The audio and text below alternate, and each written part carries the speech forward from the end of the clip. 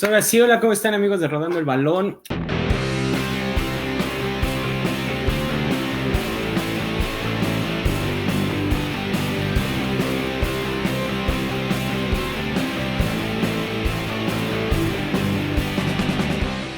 Ahora tengo el gusto de tener conmigo a Juan Manuel Navarrete, que es un personaje, pues que se dedica a esto del fútbol, es un estudioso del fútbol, ha estado en diversos clubes, también es entrenador, es analista táctico y bueno, nos va a platicar un poco de su vida, vamos a tener una charla amena sobre fútbol y otras cosas. Juan, ¿cómo estás? Muy bien, Fer, ¿y tú? ¿Qué tal? Un saludo a todos los que estén. Bien, también aquí, pues primero que nada agradeciéndote porque nos des estos minutos de tu tiempo para platicar un poco. Así que cuéntanos, Juan, ¿cómo incursionaste en este asunto de el análisis táctico? Porque para quienes no lo sepan, pues antes estuviste en medios de comunicación. Sí, fíjate que yo empecé en una entrevista que me hiciste hace un par de meses, te había dicho que yo Sí. empecé como periodista. Ese fue era mi gran objetivo. Cuando me di cuenta que ya no iba a poder ser jugador profesional, entonces enfoqué todos mis esfuerzos en ser periodista. Sin embargo, en ese camino me di cuenta que no me llenaba del todo, no me satisfacía los medios de comunicación. Quizás por la dinámica que hay o por, no sé, por el trato que se le da a la información o por ¿no? la parte editorial de la mayoría de los medios de comunicación. Fue algo que no me dejó de llamar la atención y me di cuenta que el fútbol, el análisis del juego fue algo que me llamaba muchísimo, muchísimo. Entonces fue algo que le empecé a dedicar mucho más tiempo y y pues con el paso del tiempo llegó la primera oportunidad en Venados con Marcelo Michel de año. Así es, con Michelle. Eh, recuerdo ahora sí que ya en esta entrevista que te realicé, yo iniciaba el texto con esta situación de que, bueno, muchas personas quieren adentrarse en este mundo, ¿no? El mundo del Sí. deporte, el mundo del fútbol, de alguna u otra manera, ya sea por la parte del medio de comunicación o también en la parte de incluirse en algún club, ya sea como asistente, auxiliar, utilero, área de comunicación, etc., ¿no? Pero poca gente, y eso no nos viene a la mente, y creo que en un principio a ti tampoco, de que también existe este otro lado, ¿no? De ser un estudioso del juego, se podría Sí, decir, que también se puede involucrar y es una parte fundamental ahora en la época actual. sí, fíjate que creo que el aficionado, por lo menos creo que promedio, por ejemplo, inclusive yo creo que varios periodistas no tienen esta imagen, o sea, de que el fútbol, o sea, bueno, el deporte en sí, pero el fútbol, por ejemplo, ahorita que estamos hablando del juego, perdón, del fútbol, que el juego sea algo que requiera un estudio, porque en sí mismo el fútbol es un fenómeno muy complejo. Entonces necesita de un estudio y evidentemente de un análisis, pues casi dependiendo ya del cuerpo técnico del entrenador, pero un análisis exhaustivo. Entonces es una parte del fútbol que por lo menos creo que aquí en México y a lo mejor en Latinoamérica no se tiene todavía tanto, no se tiene ese reconocimiento o esa visión de que el fútbol es algo complejo y que necesita estudiarse y analizarse a profundidad. Sí, justo es esta situación. ¿Tú cómo ves? ¿Cómo clasificarías al aficionado mexicano en especial? ¿Lo clasificarías de, bueno, sí, el aficionado no tendría por qué tener estos conocimientos, porque pues simplemente es irle a tu equipo, apoyarlo y esperar que gane. Pero al final de cuentas, ¿tú cómo lo clasificarías? Sí, yo creo que sí, el aficionado no tiene no tiene no tiene la obligación de saberlo. Creo que la única obligación del aficionado es estar con su equipo, pase lo que pase. Pero yo creo que, por ejemplo, el aficionado mexicano, yo lo veo sobre todo digo, con mis amigos, y ya sabes que en reuniones, en fiestas, ¿no?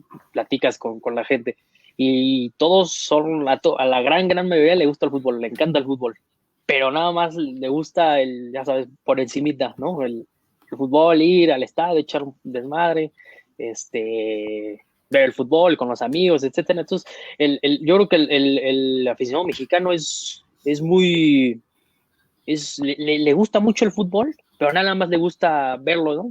O sea, disfrutarlo como como un evento social, como un evento lúdico.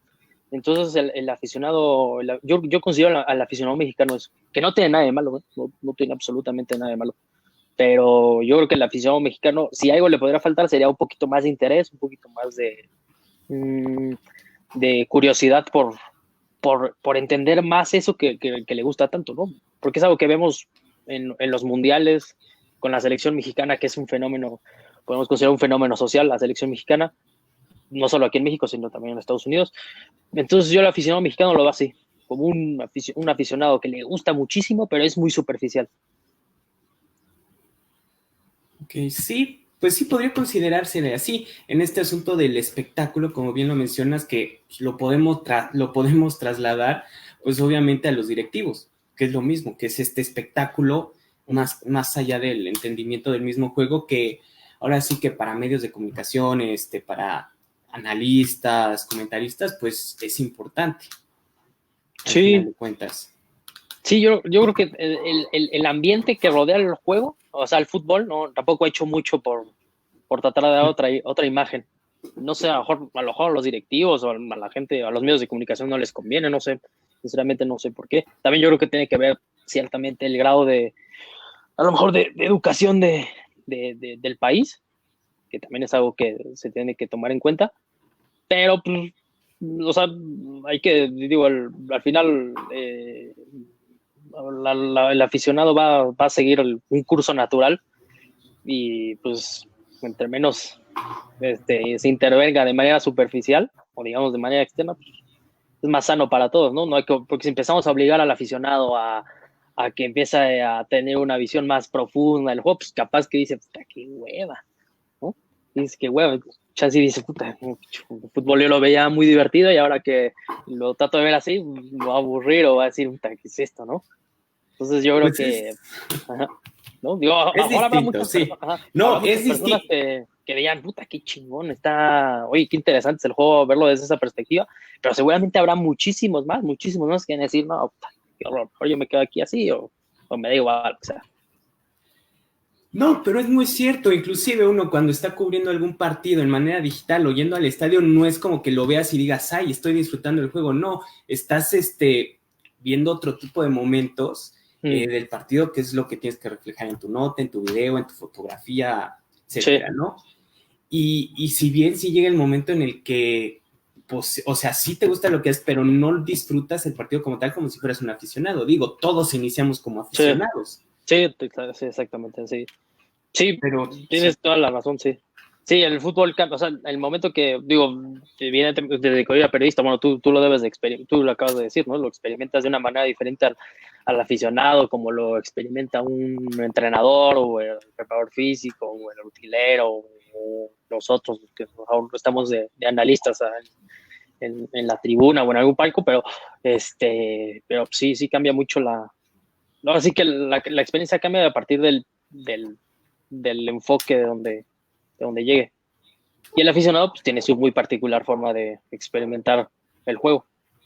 Claro, sí, no, definitivamente. Y ahora tú has estado también dentro de los equipos. ¿Cómo ha sido tu experiencia que estuviste ahora? Y precisamente con Michele Año, que pues en este caso tiene una filosofía muy distinta a la generalidad del fútbol mexicano, más que nada por su formación. ¿Cómo fue tu experiencia en Venados, Zacatepec y ya llegar a primera división, ¿no? Del fútbol mexicano? En Venados fue una experiencia muy corta, fue mi primera experiencia. Fue muy buena porque me dio la oportunidad de, de evolucionar.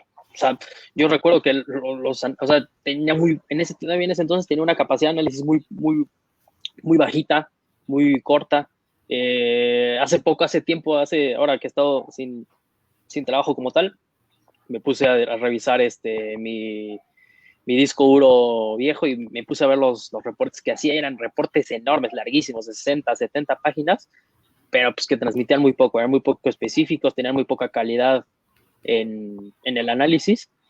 Y esa experiencia, aunque fue muy corta, porque esa temporada fue muy mala, no ganamos ni un solo partido, creo que fueron 10 partidos, no se ganó ni un solo partido, tanto de Copa como de ascenso.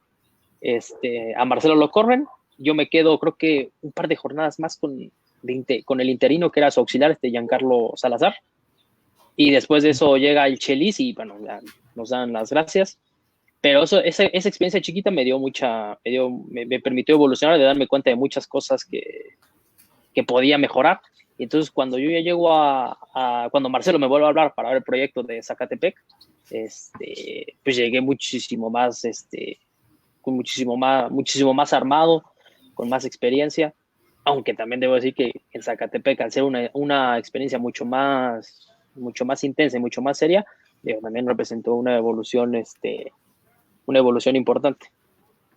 En el ascenso, además, que muchos infravaloran el ascenso, pero el ascenso yo creo que es un lugar donde creo que todo el mundo debería pasar, por el contexto que es. Digo, yo creo que de los sistemas de segunda división, ascensos, el mexicano es uno de los más complicados, porque tienes que ganar el apertura, para tener derecho a jugar este partido para el ascenso contra el campeón de clausura. Sí, bueno, ese es un hándicap, un hándicap importante. Pero además es una división, o sea, es una división jodidona, o sea, en el buen sentido de la palabra, de que te exige todo el tiempo estar fuera de tu zona de confort, porque tú evidentemente, o por lo menos lo que me tocó vivir, sobre todo te hablo de Zacatepec, no tienes los recursos ni las comodidades de un equipo de primera división. Entonces los viajes son más pesados, son más largos, luego los campos de juego también no son de la calidad que vemos en primera división. Por ejemplo, en Zacatepec nosotros nada más teníamos una cancha donde se entrenaba, entonces imagínate cómo estaba el pasto. Entonces y eso era un obstáculo importante, porque nosotros, ese Zacatepec, digo, no sé si alguien lo haya visto jugar o si alguien lo recuerda, pero era un equipo que intentaba hacer juego de posición, tener posiciones largas, jugar en campo contrario. Entonces, imagínate, entrenar en una cancha así era bastante difícil. Pero sí, el ascenso es duro, es difícil. Hay muchos jugadores que han regresado ahí y no han podido salir de ahí. O hay equipos que han descendido y no han podido regresar. Es una división bastante jodidona, pero que te da muchísimo en cuanto a experiencia, te da muchísimo en cuanto a desarrollar habilidades, por los pocos recursos que hay, por el contexto que te digo que te hace ser, pues no sé, te hace desarrollar mejores hábitos. Entonces, cuando llegas a primera división, que hay un poquito más de cosas, un poquito más de recursos, tanto humanos como en cuanto a herramientas, dinero, etcétera, pues es un poquito más fácil trabajar. Sí, en este caso definitivamente que no existe, digo, me tocó cubrir la final del ascenso pasado de la apertura y sí, cuesta mucho trabajo encontrar información. Una imagen del partido, una sola imagen del partido, lo que fuera, cuesta mucho trabajo. Y en este caso, en tu experiencia, a ti, desde el trabajo que realizabas, ¿cómo solucionabas esta situación de los videos, del material para analizar al otro equipo? O sea... Sí. Fíjate que para conseguir los videos no es tan difícil. Instat y Wisecout los consigues sin problema. Inclusive Goldstat, la empresa mexicana esta de inteligencia deportiva, también tenía todos los partidos. Eso sí tardaban un poquito más en subirlos que los de primera división, obviamente, seguramente por la disponibilidad o porque a lo mejor no, los partidos no los transmitían por digamos que por los medios de comunicación más importantes. Pero en ese sentido no era tan difícil. Sin embargo, lo que tú dices, conseguir información, por ejemplo, yo me acuerdo una vez que íbamos a jugar contra Celaya y estaba Tito Villa ahí. Y yo recuerdo que un par de semanas antes, una semana o dos antes, leo la noticia de que se había lesionado de la rodilla. Y después de eso ya no había nada. Inclusive los medios los periódicos locales de Celaya, de la zona, te metías a investigar, no había nada. No sabía si Tito Villa ya se había recuperado, no sabía si ya había podido regresar a entrenar, no se sabía nada. me acuerdo que en ese entonces con el auxiliar Martín Salcedo, los dos estábamos ahí buscando en Google, ahí rascando, a ver si estaba Tito Villa, porque un jugador de ese nivel, en esa categoría, te condiciona el juego. Entonces era muy importante saber si estaba o no, y no encontramos absolutamente nada. Entonces todo ese tipo de cosas sí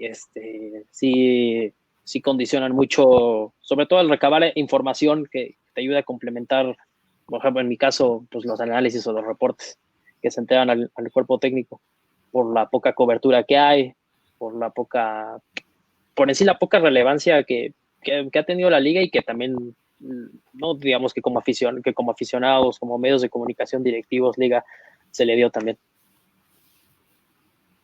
Sí, en este caso definitivamente, y con base en tu experiencia, pues ahora, adiós. O sea, el ascenso sí representaba un desarrollo para el futbolista para estar en primera división, o simplemente era me quedo en el ascenso y pues ahí el equipo, si tiene el proyecto de ascender, pues competiremos por eso, si no simplemente nos mantendremos. Pues yo creo que dependía de cada proyecto.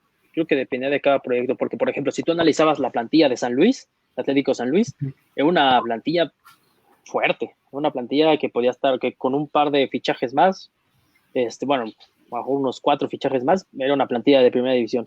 Lo mismo Juárez, tenía muy buenos jugadores, inclusive una nómina de casi de primera división. Pero sin embargo, veías, por ejemplo, otros equipos, como por ejemplo, nosotros, ¿no? Con Zacatepec, era un equipo súper joven, o Cimarrones, era un equipo súper joven. En ese tiempo estaba Johan Vázquez, estaba Rey Villa, tenían Vallejo, eran jugadores muy, muy buenos, de mucha calidad, y eran muy jóvenes. Y por ejemplo, nosotros en Zacatepec teníamos, pues, también eran puro, puro, puro joven, era mucho sub-20 de Chivas, o que estaban en la segunda de Chivas. Entonces, me tocó Diego Cortés, Kevin Magaña, muchos jugadores que 2 años antes apenas se habían jugado el Mundial Sub-17, no recuerdo si habían sido campeones, no me acuerdo. Entonces, dependía del proyecto. Yo recuerdo que por lo menos con nosotros, muchos de esos jóvenes evolucionaron muchísimo, eso fue el gran mérito de Marcelo y de su cuerpo técnico, que digo, nunca se logra el ascenso, creo que lo máximo que se logró fue una semifinal de Copa contra Toluca y clasificar a las liguillas. Pero el gran mérito de ese Zacatepec fue, uno, la calidad del juego que expresaba el equipo, digamos que como un todo, y después la evolución que tuvieron muchísimos de esos jugadores que eran muy jóvenes, que después ya no se tuvo continuidad, no, al parecer, no sé qué haya pasado, no tengo la información ni nada, pero que podían, o sea, haber tenido un desarrollo todavía que les hubiera alcanzado para llegar a primera división. O sea, entonces yo creo que dependía del proyecto. Eso es algo que también quizás le faltó al ascenso, ¿no? A lo mejor más tener un proyecto más, ¿cómo te diré? Homogéneo, y eso a lo mejor le hubiera dado quizás más solidez a la liga. sí, porque al final de cuentas, pues digo, pocos realmente poníamos, me incluyo, poníamos atención al ascenso. Sí, de repente algún partido que se te cruzaba ya la fase final, pero y viendo Sí. algunos proyectos, pues sí, ya había algunos que pues prácticamente no te incluía, vamos a pelear por la primera división, a excepción de, bueno, Atlético San Luis, que es el hermanito menor del Atlético de Madrid, Atlético de Madrid. Y Juárez, que en este caso, pues la dueña es una muy buena empresaria. Inclusive Celaya en su momento también tenía muy buenos jugadores. Sí, Muy, muy buenos sí, jugadores. bueno, Celaya sí. Sí. Por ejemplo, también tengo muy buen recuerdo. Tengo muy buen recuerdo, por ejemplo, de Tapachula, cuando estaba Gabriel Caballero de entrenador. Era un equipo que jugaba muy bien, y además tenía muy buenos jugadores, y de verdad jugaba muy, muy bien. Me acuerdo que de los equipos que más disfrutaba de ver en ascenso, además de Cimarrones y Mineros, en su momento cuando estaba Raya, el equipo de Caballero, ese Tapachula era muy buena calidad y jugaba muy bien. Metía muchos goles por dentro, en extremos, un lateral izquierdo brasileño, no me acuerdo cómo se llamaba, jugaba muy bien, pero, pero sí llamaba poco la atención la liga, lamentablemente. Sí, digo, hay equipos pues, con mucha tradición, el caso de Celaya, su mismo Zacatepec, este el Atlante, que imagínate, Atlante desde que la última vez que descendió ya 10 años, poquito más, sin poder haber regresado Sí. a primera división. Pero en este caso sí es muy cierto, o sea, al final de cuentas sí es una cuestión de analizar uno por uno. Ahora, bueno, ya se da este caso de la Liga de Desarrollo, quién sabe cómo vendrá, pero también yo, en mi opinión, en mi muy personal opinión, pues muchos se quedan, pero pues también nace esta situación de que nace oficialmente la sub-13, sub-15, sub-17 y sub-20, que en este aspecto... ¿Puedes repetir la pregunta? Es que Sí, como que se cortó. que nacen las sub-15, las sub-17, las sub-20 de manera oficial, ya como unas categorías establecidas en el cual pues los equipos se concentran mejor en eso. Sí, sí, al final los equipos se descansan en eso, porque aparte ya están muy establecidas, ya las dinámicas están muy establecidas, los calendarios, la verdad, sí, no, en ese sentido sí no le encuentro tanto sentido a la nueva liga, porque pues ya serán jugadores sub-23, ¿no? Creo, Sí, sub-23. sub-23, digamos que aquellos A lo mejor es la última, ya ya por la sería edad así, no dan. Ajá. ya sería la última oportunidad de ellos. A lo mejor sería una liga de rescate para muchos jugadores. A lo mejor se perdieron ahí un poquito en el camino y ahí encuentran su trampolín o su rebote. Pero sí, en ese sentido no tiene mucho caso porque ¿cuántos de esos jugadores realmente van a poder encontrar el contexto idóneo, las condiciones perfectas para poder florecer otra vez y llegar a primera y llamar la atención para un equipo de primera división? Sí. Tomando en cuenta que ya, o sea, que un equipo de primera división voltea hacia abajo y ya tiene su sub-20, si no tiene su sub-17, si no tiene su sub-15. Entonces, sí, no, en ese sentido no le encuentro mucho sentido, pero pues bueno, habrá que esperar. El azar es importante en la vida. Sí, así es. Y en Habrá este que ver. caso, pues llegas a Necaxa y vas a primera división, a la Liga MX. Sí. Y en esta situación, pues digo, ¿cómo fue tu sorpresa de que prácticamente casi le tengo que llamar a Emanuel El Tito Villa para ver si está lesionado o no?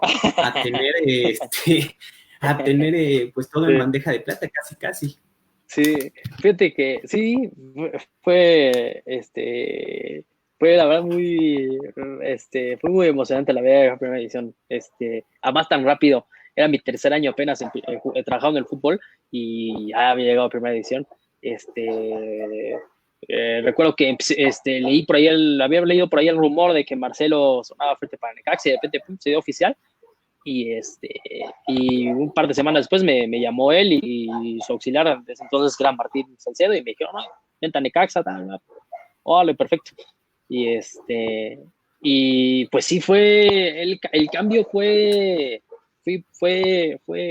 emocionante porque, como tú bien dices, para empezar, llegué a un lugar, por ejemplo, un departamento de inteligencia deportiva donde había 3 personas más, donde se tenían bastantes herramientas para trabajar. Y además coincidió que justo era la primera temporada donde la liga metió CU Play, empezó a meter todas estas herramientas que ahora ya están de base con la liga.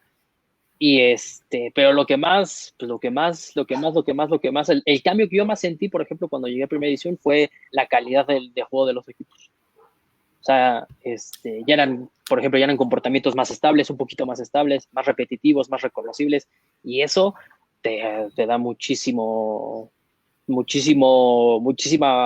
¿cómo te diré?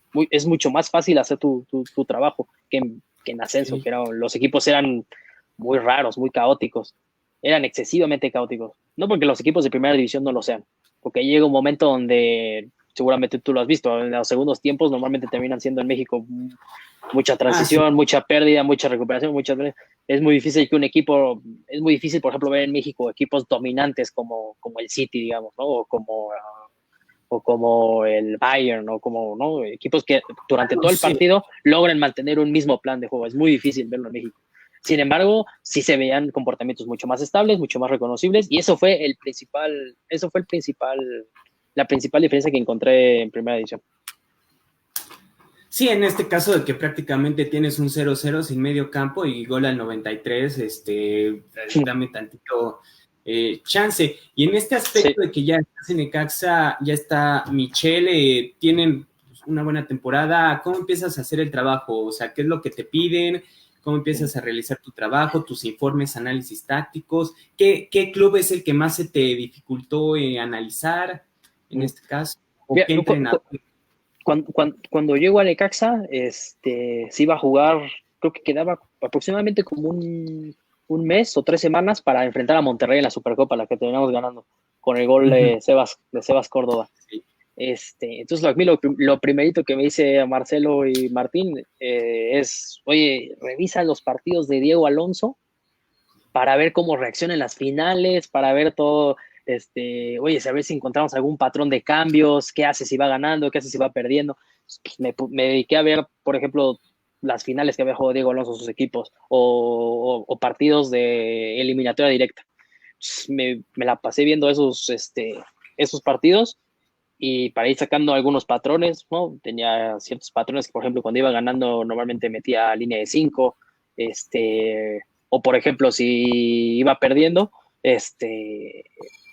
normalmente trataba de cargar el área mínimo con 2 delanteros y fijaba extremos bastante amplios. Entonces, tras pérdida, era un equipo que quedaba súper expuesto.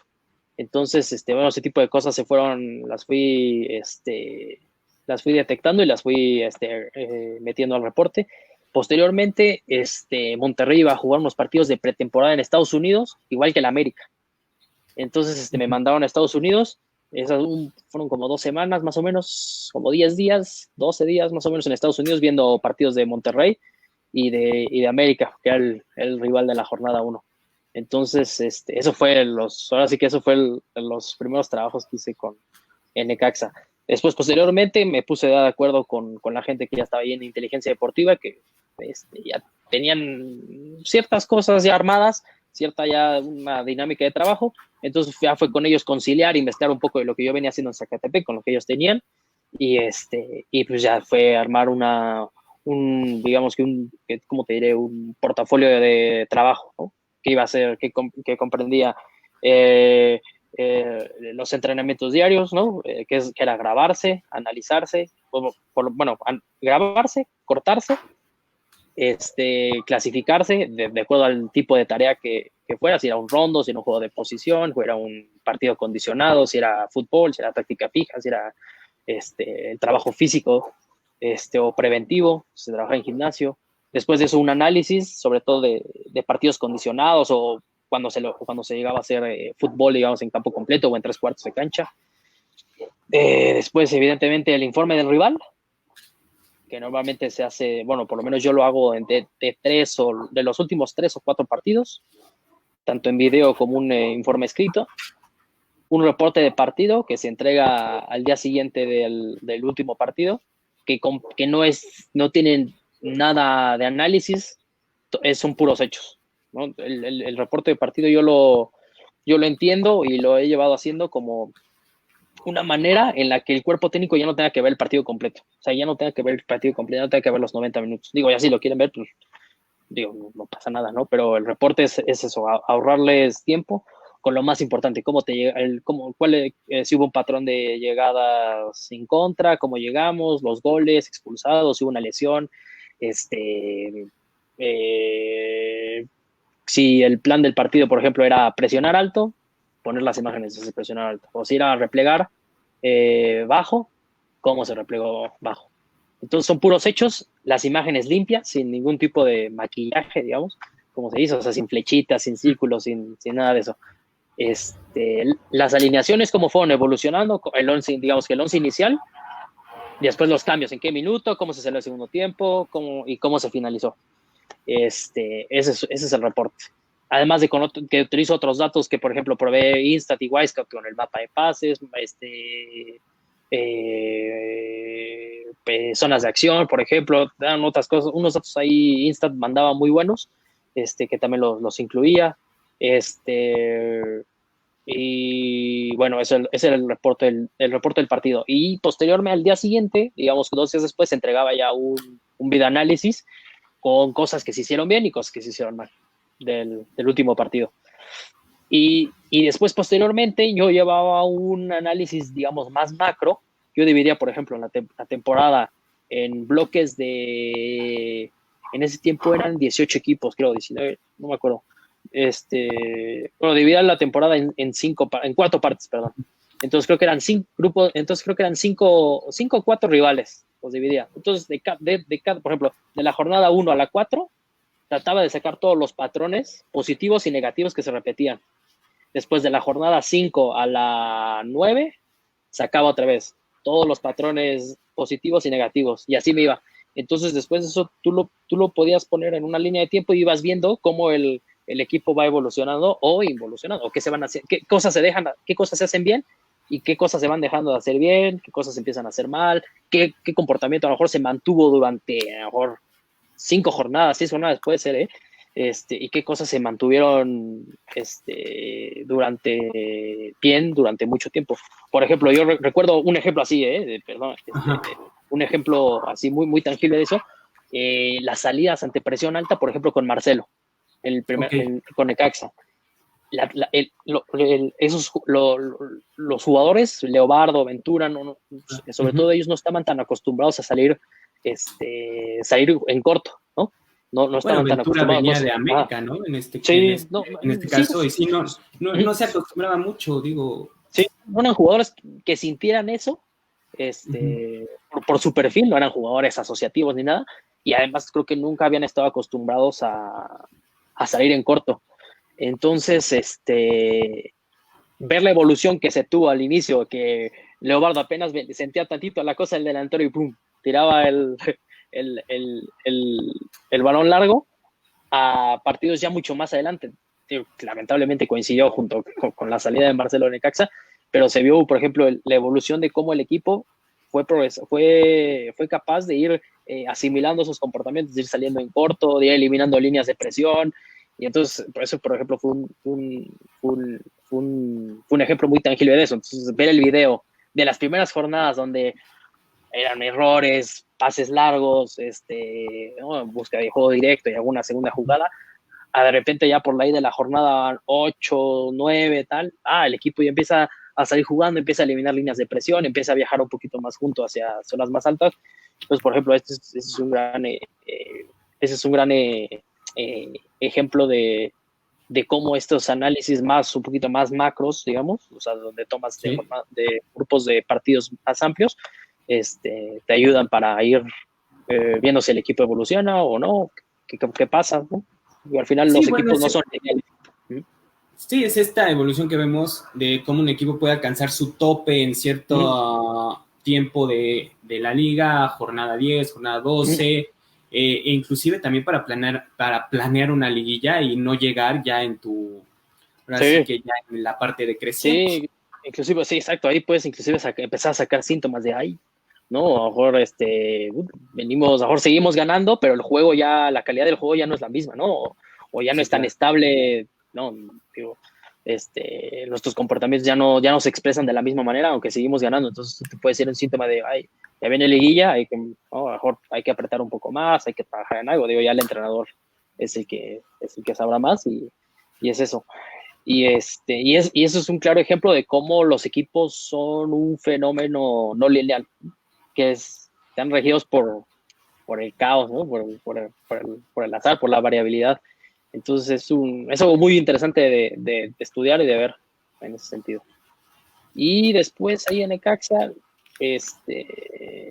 pues eso, y después, digo, te comentaba, siguiendo con la línea de trabajo, me tocó también empezar a utilizar la tecnología de la liga, la del CITEC, digo, el CITEC y tal, que se podían mandar imágenes y videos a la banca en vivo, o bueno, con un cierto delay, obviamente. ¿Sí fue cierto lo del CITEC, la creación de este Centro de Innovación Tecnológica?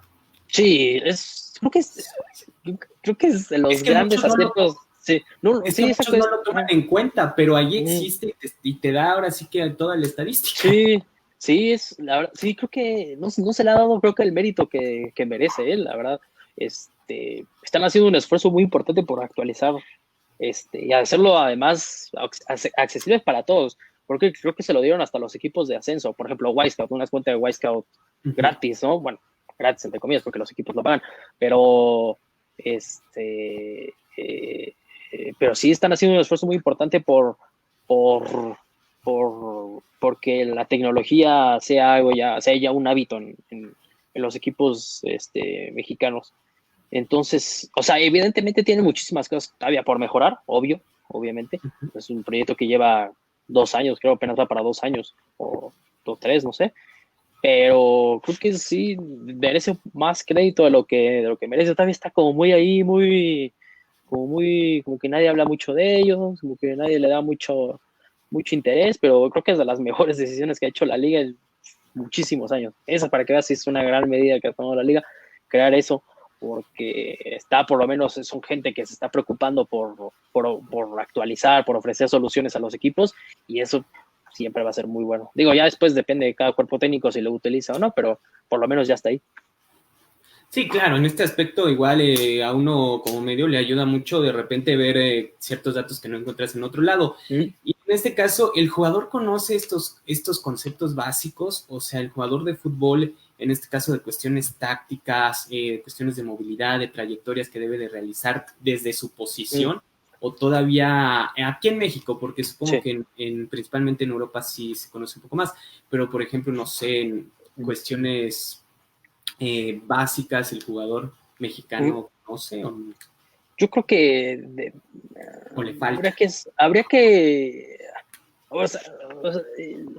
ese es un gran debate, porque tú lo ves desde tu punto de vista como analista, ¿no? Como entrenador, o como claro. tal. Entonces tú dices, ay, ¿cómo es posible que el jugador no sepa eso? El jugador es el jugador, ¿no? El jugador no le preocupa si no le preocupa o no, o sea, al jugador lo que le interesa es jugar, y como lo ha hecho toda su vida, principalmente. Entonces, no podemos ser así de tan exigentes con el jugador. Lo que sí creo es que el jugador no es tonto, ¿no? El jugador ha jugado, y aunque no sé, o sea, si tú no son conscientes de ello, pero lo saben, ¿sí me entiendes? O sea, los ejecutan porque inconscientemente lo saben, pero no te van a saber explicar por qué lo hicieron o para qué sirve tal cosa, ¿no? Pero lo hacen. Fue la inercia de la jugada.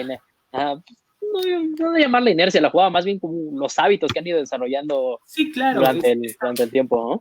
Esta memoria de los entrenamientos, de la práctica repetitiva, de un entrenador con otro, con el balón, sin el balón, condicionamiento físico.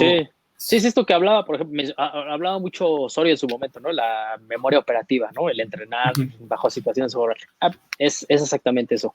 Evidentemente hay jugadores que sí tienen un mayor interés, por ejemplo, por los conceptos o por el juego. Por ejemplo, yo recuerdo en Zacatepec que Juan Neira, el argentino, que ahorita está en Grecia, era un jugador sumamente curioso, pero tremendamente curioso. Leía los libros de Guardiola, se acercaba mucho, por ejemplo, en ese entonces con el profe Signorini, el preparador físico, se acercaba con Marcelo, pedía video, entonces varían los jugadores. Ahora, que son, volvamos en mi experiencia, lo que yo he visto son muy pocos los jugadores que tienen esa curiosidad realmente por el juego, por entender lo que sucede alrededor de ellos. Ahora, lo que también pasa es que muchas veces esos jugadores que tienen esa curiosidad ya la empiezan a desarrollar ya sobre el ocaso de su carrera, ya sobre el final, porque seguramente ya saben como entrenadores, ya empiezan a pensar, ¿de qué me voy a dedicar después?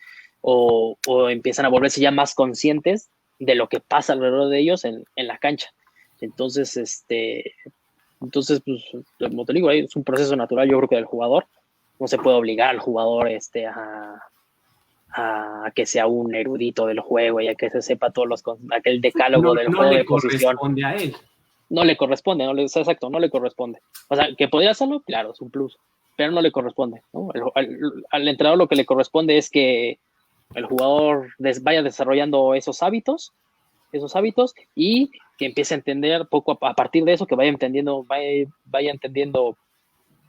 por qué ventaja tiene eso que hace, qué ventaja yo genero fijando en banda, suponiendo que eres un extremo, un lateral, qué ventaja yo genero quedándome yo ahí junto a la línea de cal, por ejemplo, y pasar de repente 5 minutos sin tocar el balón.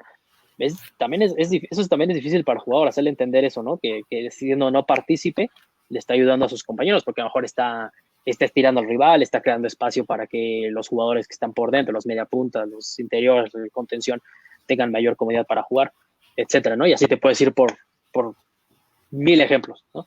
Entonces, sí, claro. sí es algo que no le corresponde al jugador, pero que sí le corresponde al grupo de trabajo que está rodeando al jugador, hacérselo, irle introduciendo esos conceptos, aunque sea de manera inconsciente. Claro, y en este caso, ya que mencionaste a Osorio, nace Osorio Táctico. Sí, nace Osorio. Osorio, en esta situación. Osorio, el libro salió justo, bueno, se publicó creo que una semana antes o 2 del Mundial. Sí, más, entonces, sí.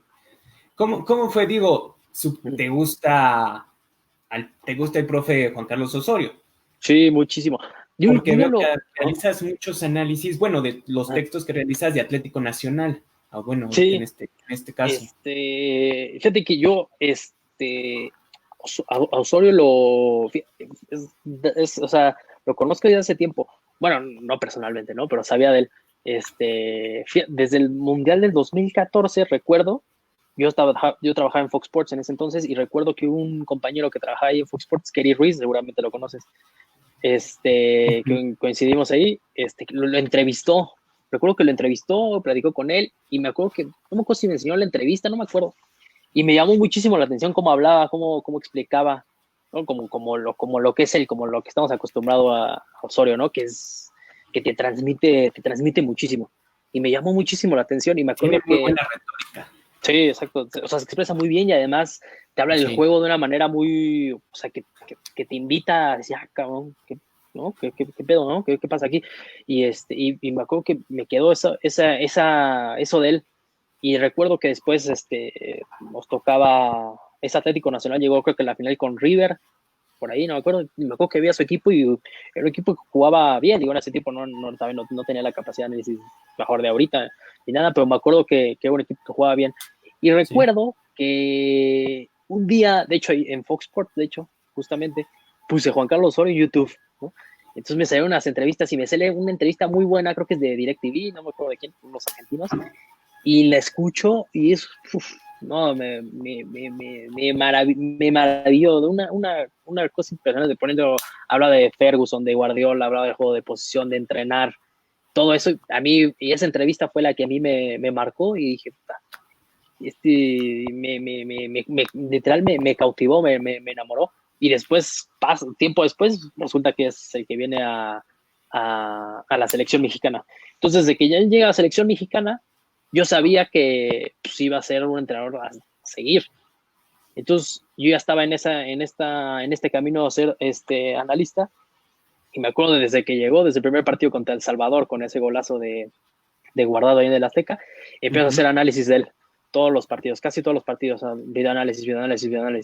Y así me la llevé hasta que en diciembre del 2017, la editorial de Libro Fútbol se pone en contacto conmigo y me dicen, oye, no, ya te llevamos siguiendo bastante tiempo, y, quisiéramos concretar un proyecto contigo sobre análisis del fútbol mexicano, ¿te interesa o no? Y yo dije, ¿un libro? No, mi primera respuesta fue no, le dije, no, sí, no, dije, yo me acuerdo que creo que hasta le dije, mira, yo te puedo referenciar a muchísimas más personas que saben muchísimo más que yo. Yo digo, yo no tengo ni tanta experiencia, ni tanto conocimiento, ni me considero, ni pretendo tampoco. Dijo, que te encarrilo a otra casilla, a otra puerta ahí, toca, porque yo no. Y me acuerdo que me dijo, bueno, piénsalo, te volvemos a llamar. Y se me quedó la idea. Y me volvieron a contactar. Y dice, oye, para ver si qué respuesta tienes, qué has pensado sobre el libro.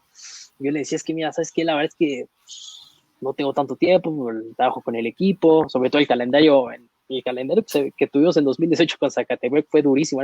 Fueron que 27 partidos en 3 meses y 2 semanas. Era una barbaridad, pero barbaridad. Era jugar todas las semanas 3 partidos, no, un calendario horrible. Horrible. No había ni tiempo para nada, para descansar, para ir al cine, nada. Era estar los domingos ahí en los entrenamientos recuperando y, o sea, con los jugadores que jugaron recuperando. ¿Sí? Dormir y jugar y se acabó.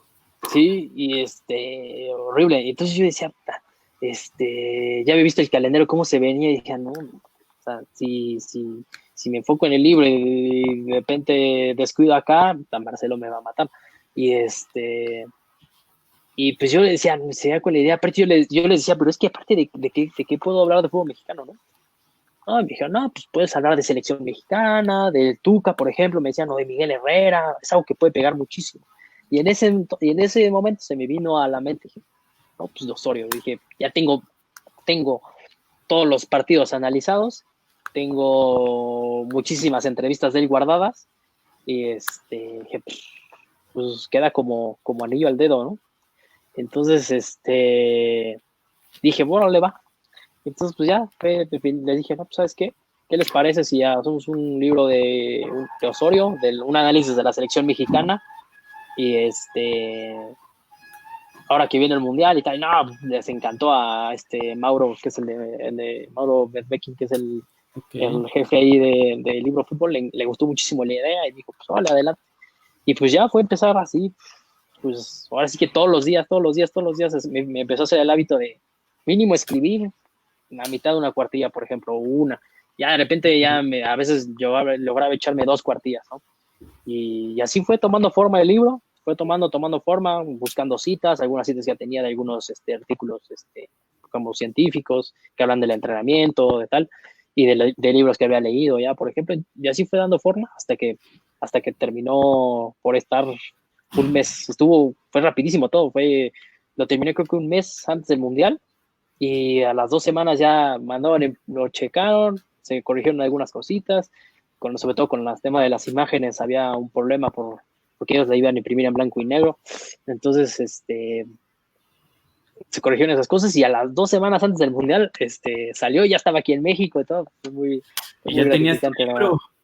Sí, la verdad fue muy emocionante, la verdad pensé que era algo que nunca me imaginé escribir un libro y fue algo así, y además de que ha tenido muy buena crítica, se vendió muchísimo, bueno, no muchísimo, pero se vendió muchísimo más de lo que la editorial pensaba, e inclusive yo esperaba, y además, pues prácticamente, o sea, de todas las personas he recibido muy buenas críticas, muy buenos feedback constructivos y positivos, entonces eso me deja muy, muy, muy satisfecho, la verdad, del trabajo que logré hacer, entendiendo además el contexto en el que estaba, que era el Mundial ya venía, el trabajo con el club y el libro, puta, nada.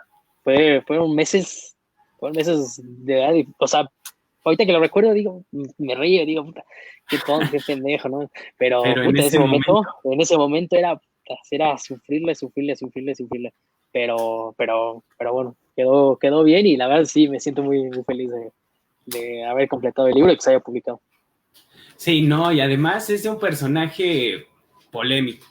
Ya, sí, muchísimo. Polémico, que las rotaciones, estas famosas rotaciones, que al final de cuentas Osorio tenía la misma base en todos los partidos importantes, rara vez realizaba alguna modificación de la pluma azul, de la pluma roja, y llega el primer partido y le gana a Alemania, ¿no?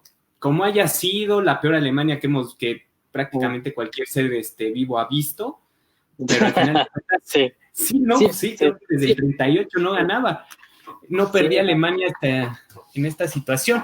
Y ganas el partido contra Alemania, o sea, tiene más trascendencia, se habla distinto, es un lenguaje muy diferente, se habla sobre fútbol, análisis táctico, o sea, y al final de cuentas es generar una mayor cultura en ese aspecto.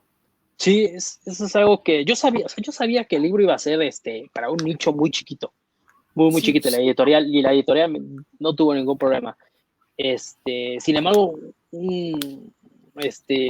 hablando a pocos días ya creo que ya estaba en Necaxa, no me acuerdo, me habló un amigo, un conocido que fue directivo de Alebrijes de Oaxaca durante bastante tiempo, por lo menos en los últimos años, y que ahorita ya no está, y justo me decía eso, me dijo, está dijo, me habló, me dijo, y me felicitó, ya me conocía, de Zacatepec y por unos amigos en común que teníamos además, y me habló, me felicitó, me dijo, oye, acabo de leer, me dijo, me encantó, ¿no? Está buenísimo, y yo le decía, ¿sabes qué? Me hubiera gustado que fuera un poquito más largo el libro, creo que ahorita que lo pienso, ya, digo, ya con semanas de haber pasado el libro, dije, creo que debía haber desarrollado un poquito más este tema, le pude haber metido un poquito más por acá, y me dijo, no, me dijo, está excelente, te voy a decir por qué, precisamente por lo que tú me dices, porque el mexicano lamentablemente lee muy poco, y este es un libro, por el tamaño, digamos, que tiene, por tal, y como tiene los videos, tiene las imágenes, va a parecer que está rápido, ¿no?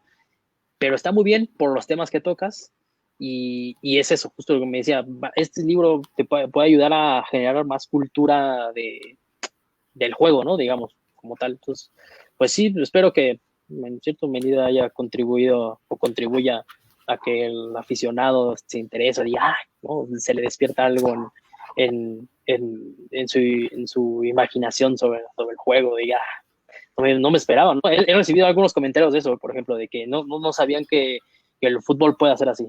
Entonces, eso Sí, es, eso es no, bueno, y también es eso es porque bueno. creo rara vez se ve, ¿no? Digo, en otros deportes, fútbol americano, pues ves películas o ves en los mismos documentales que Mm, ahí se ponen con la pantallita y se ponen a analizar y ponen al equipo a ver los sí. videos.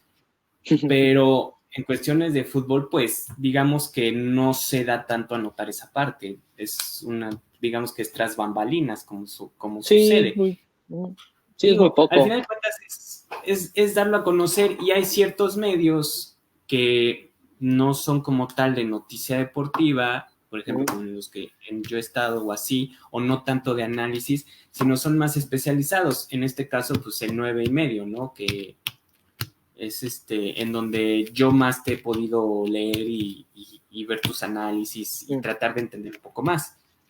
Sí, el 9 y medio siempre nació con la idea de eso. Antes se llamaba Mad Footballer, digamos que yo puedo decir que estuve desde el inicio de ese proyecto con el buen Pepe del Bosque. Y Lo tuvimos en una transmisión, creo el martes, fue por ahí el buen Pepe. sí, el buen Pepe, Sí, es un tipo tremendo, ¿eh? Es un tipo, es un tipo muy chistoso, pero es un tipo muy inteligente y que está muy preparado además. Y además que motiva mucho la acción. Él tiene eso, él motiva, me recuerda algunas cosas a Marcelo, por ejemplo, que es un tipo que te motiva mucho a la acción, a hacer, ya sabes, a actuar. Pero sí, el 9 y medio nació siempre bueno, no es la visión de Pepe, evidentemente, ¿no?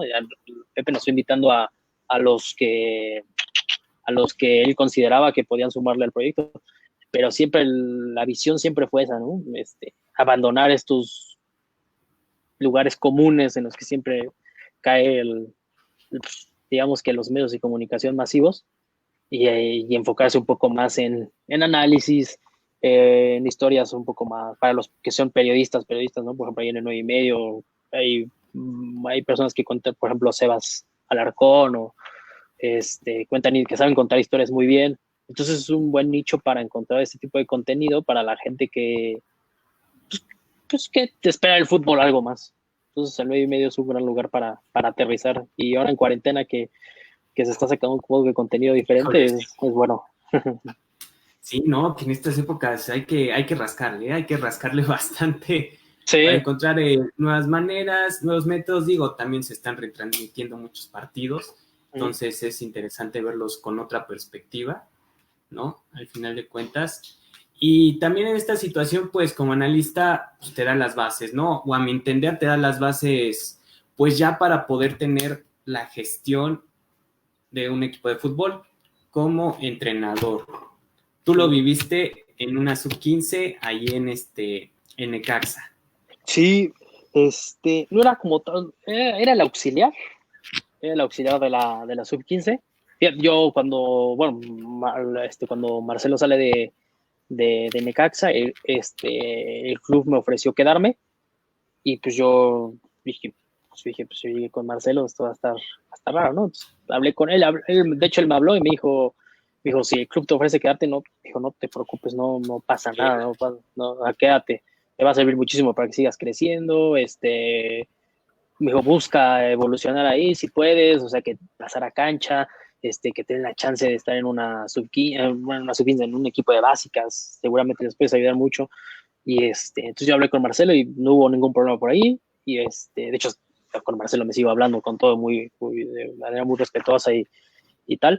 Y y sí, yo hablo cuando ya sabía, bueno, el club me dice, oye, si te quieres quedar o no, dije, pues sí, sabes que sí, pero me gustaría, pues, pasar a básicas, digo, sin descuidar lo que hago con el primer equipo en cuestión de análisis, en cuestión de todo esto, pero sí me gustaría pasar a cancha. Entonces, bueno, pues por horarios, para no chocar tanto con primer equipo, ni digamos que con la dinámica de trabajo, la sub-15 fue el equipo con el que se pudo compaginar, ¿no? Estaba un poco suicida el horario porque entrenaban a las 7:30 de la mañana los niños. Entonces, y, entonces yo estaba puta desde las 7:30, después el entrenamiento era de 7:30 a 9:30 y después bajaba con primer equipo hasta las 12, entonces se la vida días muy pesados y luego en Aguascalientes que casi no hay sol, pues casi no te cansabas. Sí, no. Entonces, Un lugar sí, muy nublado. así, entonces, pues así fue, empecé con ellos y pues ahora sí que el entrenador me conocía porque sabía que ya estaba ahí, ¿no? Sabía, o sea, me saludaba así, pero no sabía ni cómo trabajaba ni nada. Y pues yo sabía que pues, tenía que ganarme su confianza de alguna forma, ¿no? Entonces dije, pues, ¿qué es lo que sé hacer mejor? Creo yo, sí, pues el análisis. Sí, empecé a buscar los partidos de la temporada pasada, por ejemplo, y me descargué creo que los últimos 5 y le mandé un video, así, le mandé serie de videos de puta, todas las cosas que se podían, por ejemplo, mejorar, ¿no? Entonces, puta, eso le gustó muchísimo.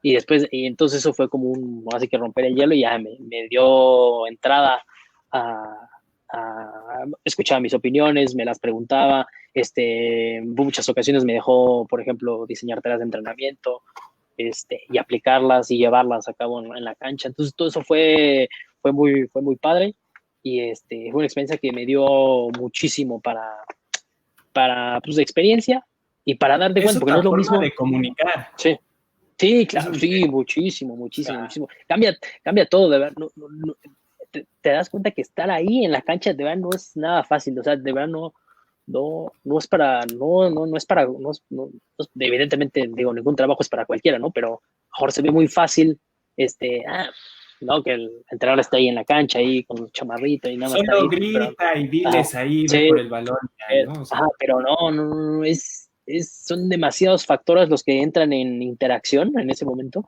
y que tú tienes que estar muy sensible a ellos para no influir para mal al jugador.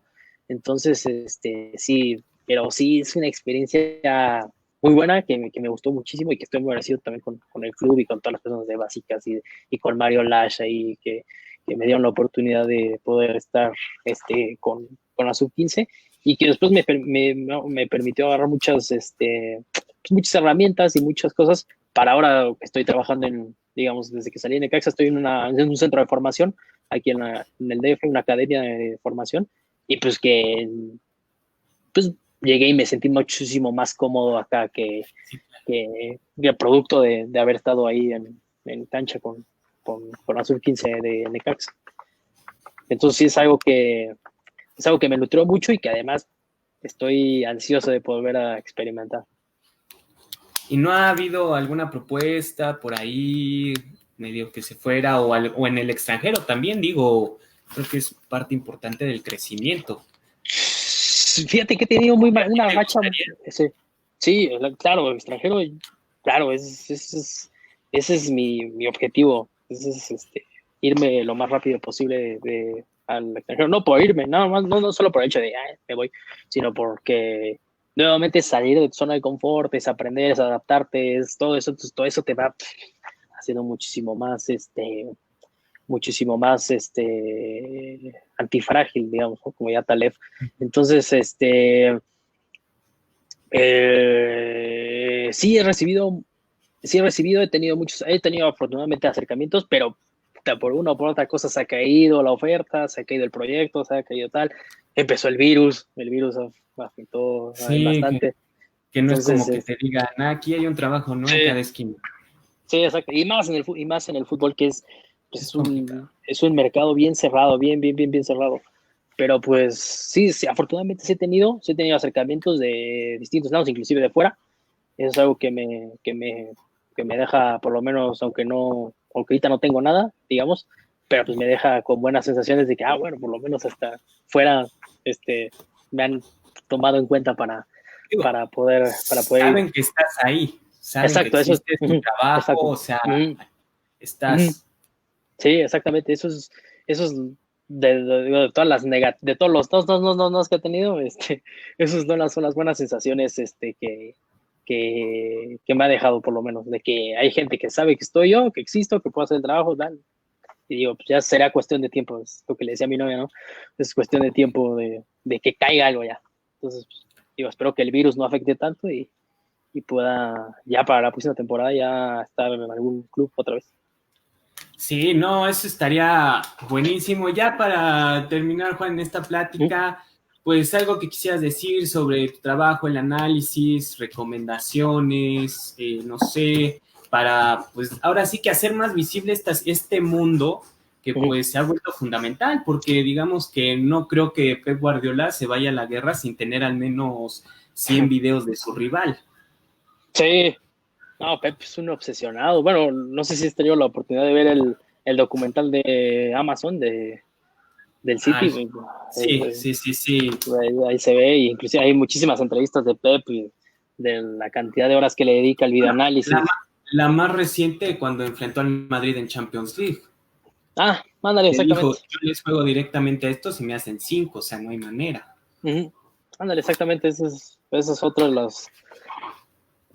los ejemplos de lo importante que es el análisis. Pues nada, los invitaría a que de vez en cuando se echen ahí un clavado al 9:30 a ver lo que se genera. Digo, yo no soy el único que hace videoanálisis en el 9:30, hay más, está Igor, está Fede, está inclusive Eduardo Zavala, Monopandillero, que también mejor no involucra tanto video, pero en el texto es muy bueno explicando y analizando. Entonces, pues les recomendaría eso, ¿no? Que me sigan ahí en mi cuenta de Twitter, que es JM-Navarrete. Tengo mi canal de YouTube, que es Patrones de Juego. Ahí tengo varios análisis. Bueno, los que me deja subir YouTube, ya tienen muchas restricciones por los derechos de autor. Por ahí vi el de México en el Mundial de Brasil. En el Brasil. El de las salidas, bueno, saques de meta, en la segunda jugada con la prolongación de cabeza, ¿no? De Herrera. Sí, eso es lo que pueden encontrar del México, el México de Miguel Herrera. Ahorita estoy preparando, digo, me tuve que involucrar en otras cosas, en otros proyectos ahí, que pueden traer algo bueno para el futuro, y descuido un poquito eso, pero estoy armando, por ejemplo, un análisis del México de Javier Aguirre del 2002, que es una selección que a mí me tocó muy chico, seguramente a ti también, y no tenía ni idea de cómo jugaban, es más, tenía muy pocos recuerdos de los jugadores que estaban, y ahorita que lo he estado viendo y Estados Unidos. Ándale, de hecho, estoy ya cerca de ver ese partido, a ver qué desgracia pasó en ese partido, porque el partido que le hace México a Italia, yo vi el partido contra Italia, el partido contra Ecuador, son buenísimos, son partidos muy buenos de México, y que te elimine Estados Unidos, además creo que fue 2-0, no me acuerdo, y con un hombre menos, con la expulsión de Rafa Márquez, me causa de verdad, genuinamente mucho interés por qué México perdió. Entonces, ese es un análisis que pronto va a salir, a ver si la próxima semana. Pero pues pueden encontrar también el Atlético Nacional de Juan Carlos Osorio, de Cruz Azul, de River Plate, de miles de muchos equipos y de jugadores interesantes para analizar. Entonces, yo les recomendaría ver eso y pues buscar ahí en Twitter, en internet, hay muchísimo contenido, hay muchísimas personas que hacen cosas muchísimo mejores que yo y que llevan muchísimo más tiempo, que tienen mucho más experiencia haciendo esto, y que son entrenadores o que son analistas. Entonces, pues eso, la invitación es a la gente que le interese, al aficionado que crea que el fútbol es nada más un jueguito lúdico o algo así, pues, que se eche un Google search ahí para que vea que el juego es muchísimo más complejo y que seguramente le va a entretener muchísimo más de lo que ya lo hace cuando ve los partidos. Claro que sí. ¿Y alguna serie por ahí que andas viendo, película que te haya atrapado para pasar el rato en este proceso de encierro? Fíjate que empecé a ver, la verdad sí, yo soy muy malo viendo series, la verdad me cuesta muchísimo darle continuidad. Sí, en este negocio también es muy complicado, ¿eh? Sí, la verdad es que, por ejemplo, la verdad no es por ser ahí un clavo, pero la verdad prefiero, por ejemplo, descargarme un partido y verlo que ver una serie. Pero sí veo series, obviamente, ¿no? Por ejemplo, ahorita empecé a ver la de Michael Jordan, vi el primer capítulo, muy buena. Por ejemplo, he estado viendo, por ejemplo, Ozark, la tercera temporada de Ozark, muy buena. Y la de Sunderland, la de Sunderland está muy buena, esa serie. Esa serie me ha atrapado. Es buena para... Sí, yo ya, bueno, la terminé, bueno, para marketing deportivo, administración de negocios de fútbol, o sea, por favor, digo, si no les gusta, ahí échense un clavadito. Sí, la de Sunderland. Para ver lo que no se debe de hacer. Digo, ojo, o sea, apenas estoy terminando la primera temporada, no me vayas a spoiler. Sí, no. No, pero tú estás viendo, ¿no? Como de repente dices tú, nada sale. O sea, nada sale, sí, exactamente. Así, sí, así es, sí. Los equipos a veces se meten en una dinámica tan mala que por más que tú le muevas por acá, pues sí, muchas veces, por ejemplo, algo que me decía Freddy, por ejemplo, uno de los auxiliares de Marcelo, el más joven de mi edad, también se encargaba mucho del diseño de las sesiones de entrenamiento y me decía, los equipos que normalmente cambian de entrenador ganan, ¿no? Porque cambia la dinámica, no porque, y a veces son equipos que ni siquiera entrenaron 2 veces a la semana con ese entrenador, o 3, ni siquiera tuvieron una semana y ganan, ¿no? Por el hecho de que llegó un agente nuevo y cambió toda la dinámica, cómo interactuaban todos, quién sabe, a lo mejor dijo algo, vieron algo, entonces cambia la dinámica y eso se ve en la cancha. Entonces digo, no sé, apenas voy a empezar a ver, acabo de ver que cuando Chris Coleman sale, entonces voy a esperar a ver qué pasa después. Sí, no, está muy bien. Pues muchas gracias, Juan, por tu tiempo, de verdad. Muchas gracias. Muchas gracias. Igual, ya ahí para compartir esta amena plática que tuvimos. Claro que sí, muchas gracias. Muchas gracias por... Y pues seguimos. ¿Sí? Claro que sí. Vale, perfecto. Muchas gracias. Cuídense. Un abrazo. Bueno, hasta luego. Abrazo. Bye.